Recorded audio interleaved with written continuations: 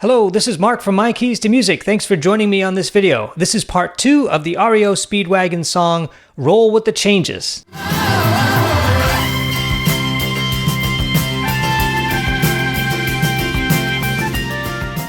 And this is a discovery video where we take a look at either famous songs or interesting songs or sounds and work with them and discover them and immerse ourselves in them and be inspired by them. This is part 2, which means that we are actually going to learn the solo, the keyboard solo.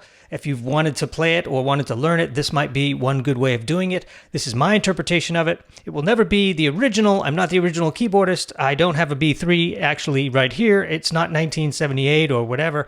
So it'll never be perfect, but it will be close in emulating this solo to the best of my ability. With that in mind, I'm using a program called Capo. Capo is a program that runs on my Macintosh computer. It allows me to take an MP3 file from the original recording, insert it in there, and then it allows me to slow it down, speed it up. It even figures out the chord changes and allows me to see the music visually. It makes it easier to learn solos such as this. And for today's purpose, we're going to play it at regular speed, then we'll slow it down, maybe play it at half speed, learn it. Take a little bit part by part, and I'll show you how it's constructed. We'll work with the rotary speaker here, the Leslie 122 emulation, and we're going to have some fun. Now, if you want to learn how to emulate the sound of this song, especially if you own a Nord keyboard, definitely check out part 1. We talk a little bit more about the piano part and the organ part and how it's constructed sonically so that you can imitate it on your Nord keyboard. This video is just about learning the solo. I figured I don't often like to teach people how to play music. I figure you guys already know how to play music. Most of you are semi-pro or pro musicians, especially if you own a Nord. But some of you are, starting music for the first time, brand spanking new. This particular solo is one of the easier ones to learn as far as rock keyboard solos go, in my opinion. There's a lot harder stuff out there, the Rick Wakeman stuff, some of the Keith Emerson stuff. That stuff is a lot more challenging, a lot more difficult. This one is just straight up rock and roll, but I really love this solo. At the end of the day, it's one of my favorites. So let's learn it together here and we'll dig right in. If you don't own a Nord Stage 3 keyboard or a Nord Electro keyboard or any Nord keyboard for that matter, use whatever keyboard you have, throw it on the organ sound and you'll be close. You can also use Logic and, use one of your remote portable keyboards and hook up your MIDI and get Logic going, or GarageBand or any of that stuff. You don't need a really expensive keyboard like the Nord to pull this off, although it does help when you do. So let's play this. Okay, so I've got Capo loaded up, ready to go.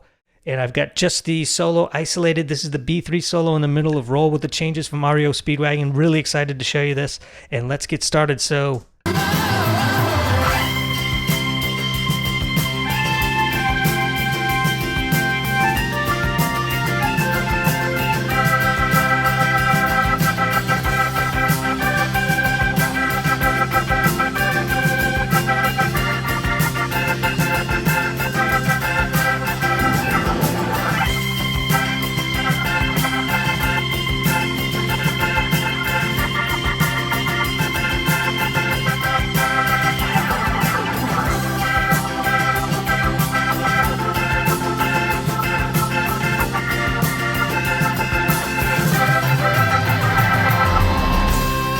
okay, that was at full speed. I wasn't explaining what I've done, and of course that's my interpretation of it, and actually it's different each time I play it because it is music after all. It's fluid, it's live, and that's just the way the human being was created. So, but let's talk about what's neat about this solo. Now, the first thing is the roll up, okay? So I don't know what note you need to start with, but I'd say probably start at least 2 to 3 octaves down. I'd probably start between C and G.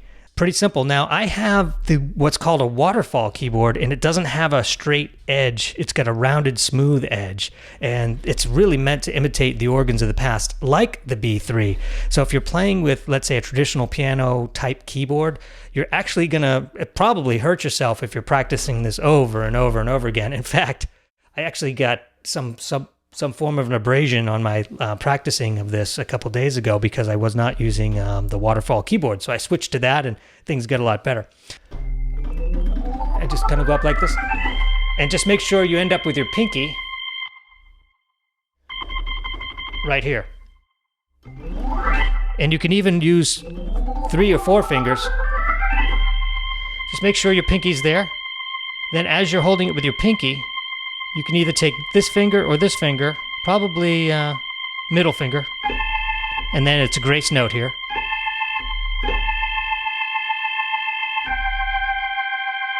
And what a great effect. Those 3 notes right there. Unbelievable what it makes you feel like, especially when you get the band accompanying you. I mean, that's kind of what brings this whole solo, just grabs you and says, it's time for the keyboard player to shine. Now, at this whole time, right in that very motion, you have your rotary speaker on at full blast. In other words, it's going fast. And then as you go, hit the slowdown button so that when you go to this part, which is G, A, B flat, and that's just a B flat chord, first inversion. And I grace this one, but I don't think it's necessary. And that's an F chord, second inversion. And I grace this one too with the E flat to a regular C chord. All right, so let's review.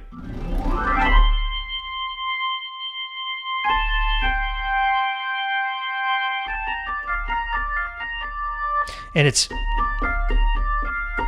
back to F.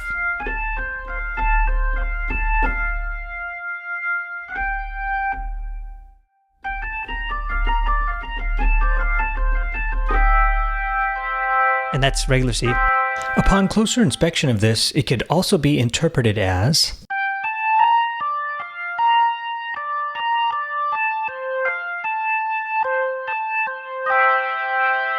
and at that C, you want to push the speaker back onto fast. And then this part, and I do grace this one too, only on the first hit of it. C, C, C. And then take this middle finger, go to D, and then let go of the middle finger and just play the C and the G. And that's a really interesting formation. So it's ba ba ba ba C C C D, just G and C, and repeats. What an interesting sound. And it's actually hard to pick that out by ear because when you drop the third like that on that E, it's kind of weird.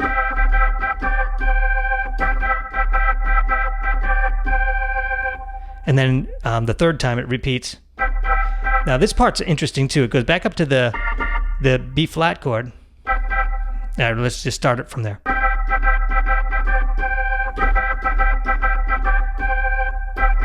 B flat. And it runs to that F chord ahead of the actual F chord. It plays it in advance. I don't know if that was a mistake on the recording or intentional, but it's awfully awesome.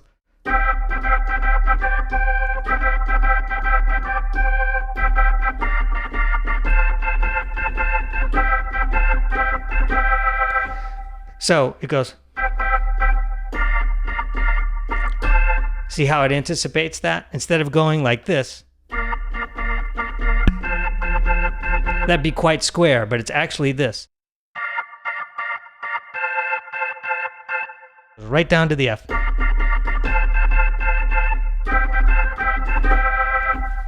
Okay, let's repeat that part, and we'll do just that part at half speed, okay?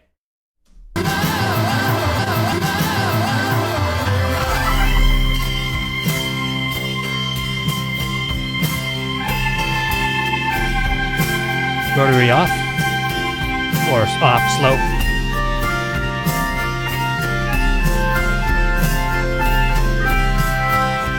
Speaker fast.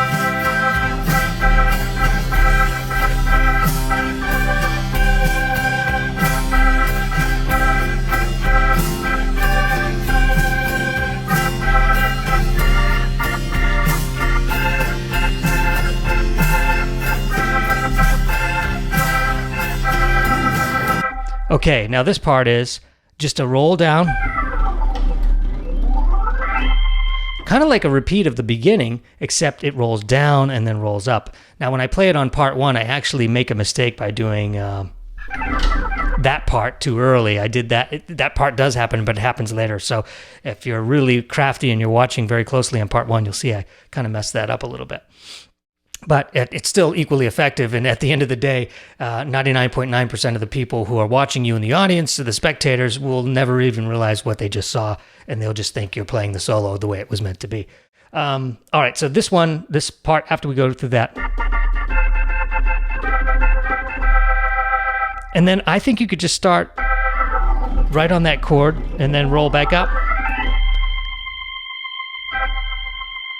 Now this part is hard if you're not an actual keyboard player and you're not used to playing that wide open chord, but it's the full chord, and I play it with 1, 2, 3, 5.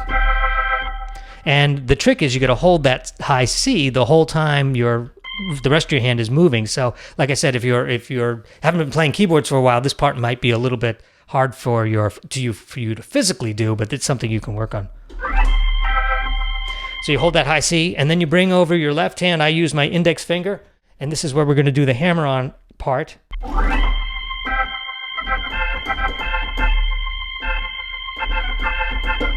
Now let me break that down a little slower here.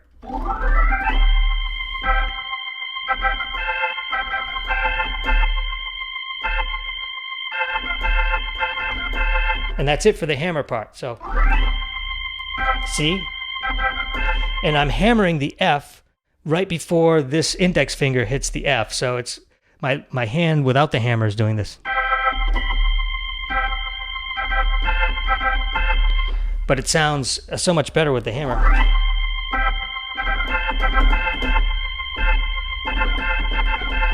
So the hammer each time is playing the F. It doesn't go to the E.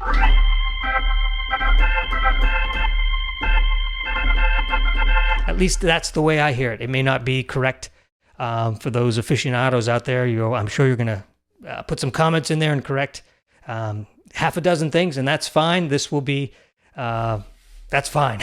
I want to learn it just as much as you guys do.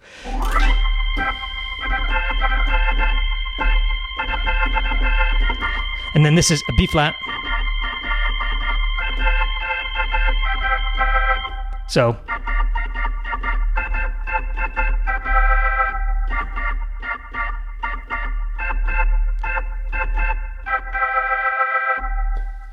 So it's kind of a syncopated thing happening. So let's play that part at half speed.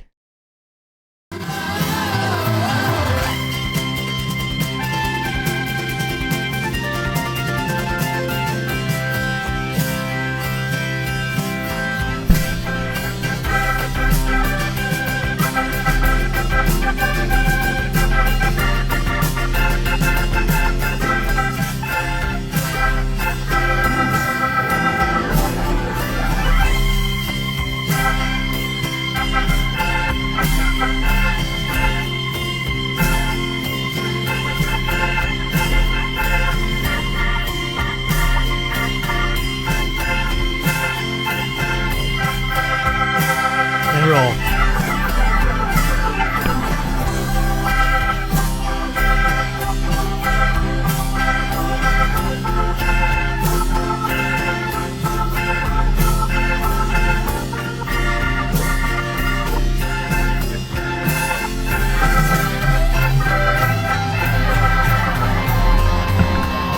Okay, so let's talk about that part. I definitely do my own interpretation towards the end because I kind of like what I'm doing a little better.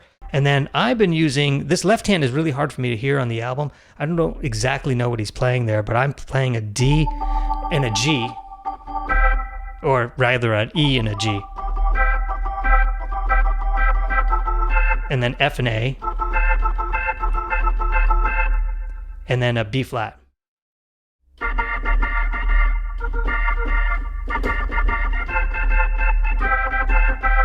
And then I do sort of like honky-tonk type of, but it could just be something like that. I'm not sure exactly what the ending is, but let's just do from that roll down, those rolls down, I should say.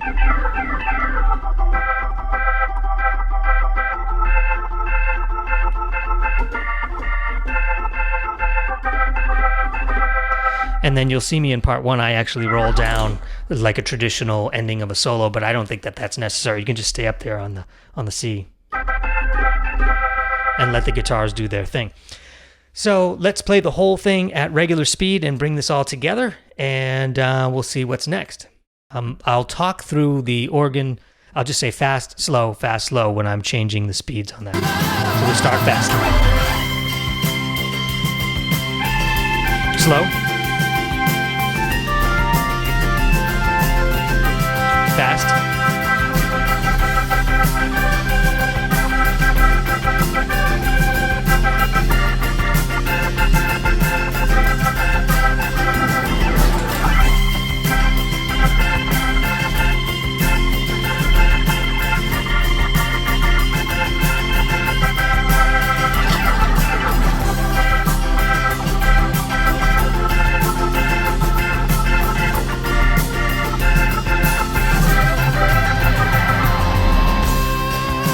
All right, something like that. As you can see, each time we went through it, it was a little different. What's important for me is just to inspire you to even figure it out in the first place and get close to this song, because it truly is a great solo and I really enjoyed working with you on it. So if you are new to this channel, feel free to subscribe. I would love having your company and getting you notified on the other videos we've got coming. There's a lot going on in terms of ideas. We've got people coming in with ideas left and right. One of the things that you can look forward to, since this is an organ piece and we're talking about organ, is you can look forward to all the songs out there, or a lot of the songs that use a B3 or a Vox Continental or even a Farfisa. They all have settings here, drawbar settings, and what I often get asked is, what are the drawbar settings for the Boston song, or what are the drawbar settings for this song or that song? Wouldn't it be nice to have a chart or a listing of all those? People have identified that, and I'd like to kind of collect that and do a video around that to explore B3 settings, because if you're trying to imitate songs that use a B3, it's really nice to know the drawbar settings. It really makes a difference. So there's that coming up. What else we got coming? I've got some courses, some professional courses for you to check out, where I teach people the Nord Stage 3, the Nord Electro 5, and soon the Nord Electro 6. This very keyboard that you're seeing here, if you want to learn it from A to Z, I go through every knob, every button, the entire manual, and it's all done visually, just like this. Just you and I talking about the keyboard and working through all the issues and learning it and really enjoying it and enjoying music and making music with a modern day keyboard here in 2019, soon to be 2020. So, enough about all that. Thanks again for my patrons, for your support. Thanks for all those students who are supporting me. You guys are fantastic. I love working with you. I love teaching. And really, the joy of teaching is the joy of learning, because I learn more by teaching. So that's primarily why I do it. But I also really enjoy helping people and motivating you guys to the next level in your careers / music venture and journey. Thanks for joining me on this video. My name is Mark. This is My Keys to Music. For now, we'll say goodbye, but I'll be back soon with some more good stuff, and I look forward to working with you.